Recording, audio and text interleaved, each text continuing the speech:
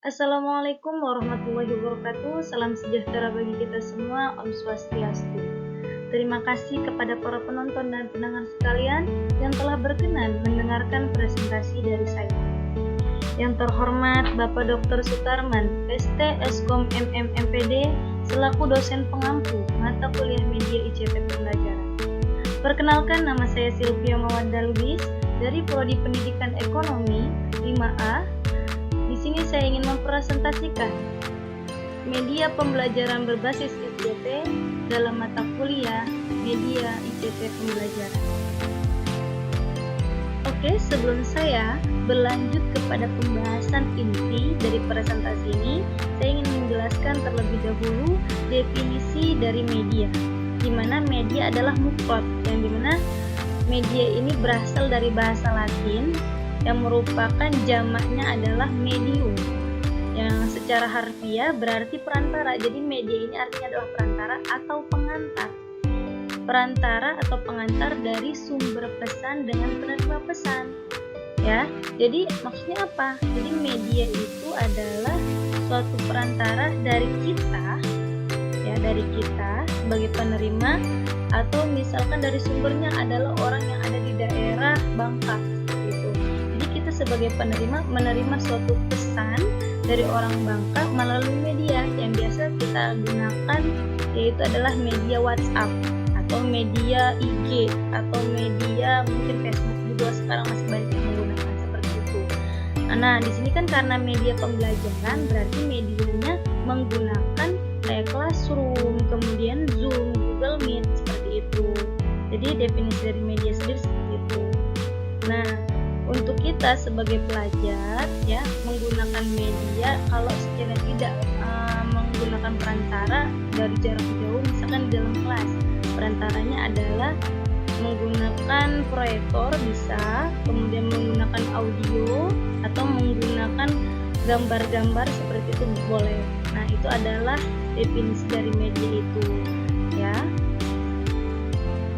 Adapun pembahasan selanjutnya yang akan saya bahas yaitu mengenai fungsi dan manfaat media pembelajaran itu sendiri. Di mana di sini fungsinya ada tiga, ya.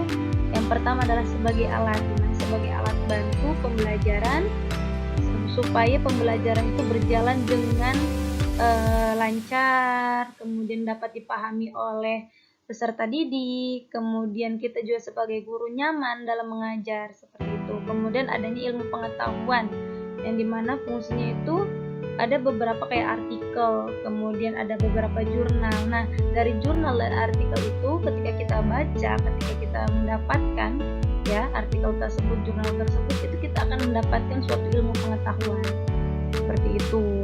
Kemudian misalkan sebagai bahan dan alat bantu pembelajaran literasi seperti yang di atas, ya, sebenarnya pengertiannya sama saja, yaitu menjadi alat bantu pembelajaran mau itu di dalam kelas ataupun dengan jarak jauh. Nah, kalau sekiranya jarak jauh itu menggunakan Classroom, Google Meet, dan Zoom, ketika di dalam kelas bisa menggunakan audio, salon, kemudian proyektor dan lain sebagainya. Kemudian untuk manfaatnya sendiri dari media pembelajaran berbasis ICT ini adalah kita sebagai guru itu menjadi fasilitator, ya, bukan lagi sebagai orang yang memberikan ilmu gitu loh. Hanya di sini kita menjadi fasilitator, kemudian motivator, transmitter, dan evaluator gitu. Dimana yang tadinya mungkin, ya, pembelajaran ini hanya berbasis monoton ataupun hanya dari kita ngomong gitu, dari kita menjelaskan kemudian diserap oleh para peserta didik. Tapi sekarang ketika kita menggunakan pembelajaran berbasis ICT, itu tidak hanya anak-anak itu mendengarkan apa yang kita omong, tapi bisa kayak misalkan dia menonton video, ya kan, atau nanti dari video itu mereka menangkap sesuatu, menyerap sesuatu, memahami sesuatu. Kita sebagai guru itu menjadi fasilitator, yang dimana kita memfasilitasi apa yang mereka inginkan, apa yang mereka mungkin ingin tahu gitu, kita fasilitasi seperti itu. Oke, ada pembahasan yang selanjutnya saya di sini juga ingin menjelaskan macam-macam perangkat ICT, di mana yang saya cantumkan di sini itu tidak semuanya beberapa yang akan membantu kita dalam pembelajaran. Yang dimana pertama adalah PC ya. PC ini berupa laptop atau komputer ya. Kemudian adanya notebook juga persis seperti laptop, akan tetapi dia ukurannya lebih kecil. Kemudian LCD proyektor, yaitu kabel yang akan membantu kita menyambungkan proyektor kepada laptop yang akan nanti munculnya suatu di layar itu tuh gambar yang lebih besar yang bisa ditonton oleh para peserta didik. Kemudian PDA, Personal Data Assistance, kemudian PowerPoint yang saya sedang gunakan ini, kemudian Flash, kemudian Director. Itulah macam-macam dari perangkat ICT. Selanjutnya di sini ada pengelompokan media pembelajaran, di mana pengelompokan ini terbagi 4. Yang pertama yang media visual, dan di mana media visual ini adalah media informasi yang dapat dilihat dan dibaca gitu loh. Di mana contohnya adalah artikel, kemudian jurnal, kemudian koran seperti itu. Nah, adapun yang kedua adalah media audio. Ya, media audio ini media informasi yang dapat didengar saja. Ya, jadi informasi-informasi yang kita dapatkan tapi bisa kita dapatkan dari pendengaran. Contoh, misalkan kita mendapatkan WhatsApp VN. Nah, dari situ misalkan kita mendapatkan suatu informasi atau pembelajaran atau suatu bahan-bahan bacaan gitu, tapi bacaannya bukan dengan baca tapi dengan didengar gitu. Nah, itu termasuk media audio. Kemudian adanya berita-berita dari radio, itu juga termasuk media audio. Nah, yang ketiga adalah project skill media, ya dimana informasi yang kita dapatkan itu bentuknya berupa gambar, tapi gambar dan tulisannya itu tidak bergerak seperti baliho-baliho, kemudian stiker-stiker, kemudian spanduk-spanduk, itu termasuk dari project skill media. Ataupun buku gambar, buku tulis, ataupun buku-buku bacaan, ataupun buku-buku sekolah kita, itu termasuk project skill media. Karena memang tulisannya ataupun gambarnya itu tidak bergerak. Karena yang bergerak itu adalah termasuk project motion media. Karena media yang didapatkan, informasi yang didapatkan itu dari bentuk atau gambar atau tulisan, ya, bentuk gambar atau tulisan yang bergerak gitu, seperti video-video gitu kan. Kemudian adanya kayak di YouTube ya, dari YouTube itu tuh ya, video-video YouTube itu termasuk project motion media. Kemudian misalkan di Instagram kita ngeliat video-video atau gambar-gambar atau tulisan-tulisan yang memang bergerak, itu termasuknya project motion media. Nah, seperti saya nih sedang menjelaskan, ini termasuk kepada project motion media. Adapun selanjutnya yaitu di sini strategi pemanfaatan ICT sendiri ya, di mana ICT juga sebagai alat bantu atau media belajar yang seperti yang saya sedang terapkan ini ya. Kemudian ICT sebagai sumber belajar, saya bisa mendapatkan berbagai pembelajaran atau berbagai ilmu pengetahuan dari ICT. Ya, berita-berita, pengetahuan-pengetahuan, terus tutorial ya, itu saya bisa mendapatkannya dari ICT ini. Kemudian ICT juga sebagai sarana atau tempat belajar, seperti kayak ruang guru, kemudian classroom juga YouTube juga bisa kita gunakan ya sebagai sarana tempat belajar kita, dimana kita bisa mengetahui beberapa ilmu pengetahuan dari YouTube kita lihat seperti itu. Kemudian banyak sekali aplikasi-aplikasi sekarang ya yang bisa digunakan untuk pembelajaran ini, seperti Quizy, kemudian ada juga tadi ruang guru, kemudian adanya Hakut ya, banyak sekarang aplikasi-aplikasi yang memang membantu kita dalam pembelajaran. Kemudian ICT sebagai sarana peningkatan profesionalisme ya, kita ingin meningkatkan skill kita, meningkatkan kemampuan kita, itu bisa menggunakan ICT ya. Jadi kita menjadi orang yang lebih profesional itu kita gunakan ICT, mungkin dengan melihat video atau misalkan membuat CV atau apa, itu kita bisa menggunakan Selanjutnya di sini ya, penerapan ya. Saya pernah menerapkan beberapa pembelajaran berbasis ICT pada saat saya mengajar. profesi saya di sini selain belajar di Universitas Islam Syekh Yusuf Tangerang, saya juga mengajar di sebuah instansi di Kota Tangerang, yaitu di SMP Bagus Salam ya, di Kota Tangerang ini, dimana pada saat saya mengajar biasa menggunakan basis ICT ini, yaitu dimana medianya menggunakan proyektor seperti itu ya, karena mata pelajaran yang saya ajarkan pada peserta didik adalah mata pelajaran Tarik Islam. Yaitu Tarik Islam itu sejarah kebudayaan Islam, seperti itu membahas tentang sejarah-sejarah Nabi, sejarah-sejarah Islam pada zaman kenabian ataupun sebelumnya, seperti itu. Dimana cara langkah-langkahnya untuk penerapan media proyektor ini, pertama-tama ya pastinya kita siapkan materi ya, siapkan materi dulu nih, materi-materi apa yang bakal kita bakal jelaskan nanti, kemudian bakal kita tayangkan sebuah video-video apa.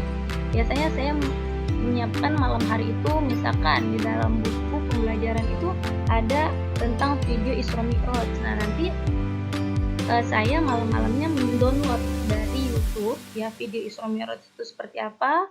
Kemudian esok harinya saya tampilkan kepada anak-anak ya dengan menggunakan proyektornya saya siapkan terlebih dahulu. Nah, baru nanti anak-anak bisa melihat video dari pembelajaran itu, yaitu tadi membahas tentang Isra Mi'raj ya. Kemudian pastinya juga kita harus menyiapkan laptopnya juga, karena video tidak akan tampil sekiranya memang tidak ada laptopnya gitu. Karena proyektor itu kan disambungkan kepada laptop yang akan nanti proyektor ini menampilkan apapun yang ditampilkan di laptop gitu, agar medianya lebih besar, layarnya lebih besar yang bisa nanti ditonton oleh para peserta didik seperti itu. Kemudian yang kedua, kita sambungkan kabel VGA dari proyektor ke laptop. Nah, gak bisa gitu kita hidupin laptop, kita hidupin proyektor langsung gitu layar proyektornya gitu timbul video-video yang ada di laptop kita. Tidak, kita harus menyambungkan antara proyektor terlebih dahulu kepada laptop gitu dengan menggunakan kabel VGA ini gitu. Nah, kalau sekiranya laptop kita atau notebook kita itu tidak bisa hanya pakai kabel VGA, nanti ada namanya kabel jack seperti itu ya. Kabel jack ini menyambungkan dari laptop ke kabel jack, kemudian kabel jack ke kabel VGA, nanti dari kabel VGA baru ke proyektor. Jadi agak sulit sih sebenarnya ya, menyita waktu. Tapi kalau sekiranya memang pembelajaran agar tidak bosan, kita bisa menggunakan media ini. Kemudian yang terakhir ya, kita siapkan aliran listrik dengan rolan, kemudian sambungkan salon ya, Bluetooth salon ke laptop. Agar apa? Agar suara dari laptop ini terdengar lebih keras, terdengar jelas oleh para peserta didik seperti itu. Karena kalau kita mengandalkan hanya suara dari laptop saja, itu agak kecil suaranya, jadi kita menggunakan salon seperti itu. Oke, di sini ada pembahasan yang terakhir, yaitu mengenai kelebihan dan kekurangan pembelajaran ICT. Pasti setiap apapun yang diciptakan oleh manusia pasti ada kekurangan dan kelebihannya. Di mana kelebihannya di sini adalah para pengajar dengan mudah menjelaskan instruksi-instruksi yang rumit dan memastikan pemahaman dari para murid. Jadi kelebihan dari pembelajaran ICT ini tuh permudah ya mempermudah para guru, para pengajar dalam memberikan instruksi atau pembelajaran yang agak sedikit rumit. Jadi yang menjelaskan nanti sebuah video atau sebuah tayangan seperti itu. Kemudian dengan adanya pembelajaran ICT ini kita bisa memastikan murid itu paham atau tidak. Jadi kita menayangkan sesuatu, kemudian kita kontrol satu persatu para siswa, mereka paham atau tidak, mereka memerhatikan dengan seksama atau tidak. Jadi kita bisa kontrol seperti itu. Dengan seperti itu kita bisa memahami anak ini paham atau tidak. Kemudian para pengajar dapat membuat kelas interaktif dan membuat proses belajar mengajar lebih menyenangkan yang dapat memperbaiki tingkat kehadiran dan juga konsentrasi dari para peserta didik.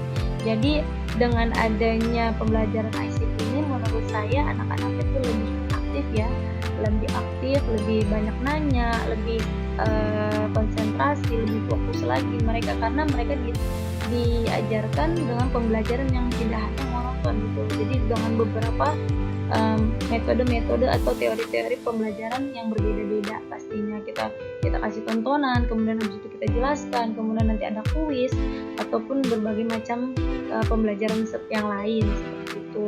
Nah, dengan seperti ini menurut saya yang sudah saya terapkan ya, tingkat kehadiran para siswa itu pada saat masuk kelas itu lebih meningkat karena ada daya tarik mereka untuk hadir pada saat pembelajaran yang saya sedang ajarkan. Tetapi ada juga kekurangannya dari pembelajaran ICT ini, di mana permasalahan dalam pengaturan dan pengoperasian dari alat tersebut. Nah, kadang yang tadi saya sudah sempat jelaskan bahwasanya dengan menggunakan beberapa media pembelajaran ICT ini, ada alat-alat yang mungkin agak sulit diterapkan gitu, agak lola lah bahasanya ya, agak lola, dan pada saat pengoperasiannya itu tuh agak susah, kemudian agak nge-lag, agak lola, kemudian lama, terlalu ribet, kebanyakan kabel seperti itu. Kemudian kesulitan untuk para pengajar dengan pengenalan yang sangat minim dengan penggunaan alat ICT. Nah, nggak semuanya ya, nggak semua dari kita maupun emang teknologi sudah maju, tapi kadang masih banyak manusia atau orang-orang yang memang masih gaptek atau gagap teknologi. Jadi nggak semua orang itu paham tentang kemajuan teknologi zaman sekarang. Itu kesulitannya ya. Jadi ada beberapa guru mungkin yang memang paham dengan pembelajaran ICT ini, itu penerapannya bagaimana, tapi ada juga beberapa guru yang tidak paham dengan pembelajaran ICT ini, penerapannya bagaimana, seperti itu. Kemudian terlalu mahal untuk dimiliki. Nah, ini juga nih salah satu kekurangan atau kelemahan dari pembelajaran ICT ini. Jadi nggak semua orang bisa memiliki alat-alat teknologi zaman sekarang, karena memang harganya agak sedikit mahal itu. Mungkin orang-orang kalangan bawah yang memang keuangannya agak susah, itu agak susah memiliki teknologi-teknologi yang emang akan membantu pembelajaran ICT. Kemudian sering terjadinya penyalahgunaan teknologi. Nah, biasanya nih kalau sering terjadinya penyalahgunaan teknologi ini seperti contoh ketika kita ada praktek ya ke lab komputer, kemudian anak-anak itu dikasih komputer satu-satu. Nah, kemudian disediakan internet, ada beberapa anak mungkin menggunakannya dengan benar, tapi ada juga yang menyalahgunakan, seperti malah mencari video-video yang tidak patut ditonton, yang mereka menggunakannya melalui komputer yang ada di sekolah tersebut, itu di lab komputer tersebut. Itu mungkin cukup sekian. Oke, cukup sekian dari saya, kurang lebihnya mohon maaf. Sukses berawal dari keberanian bermimpi dan melangkah untuk perubahan. Langkah kakimu hari ini akan menentukan kiprahmu di masa depan. Menjadi mahasiswa yang siap berkarya dan mengabdi bagi bangsa. Student today, leaders tomorrow. Thank you. Wassalamualaikum warahmatullahi wabarakatuh.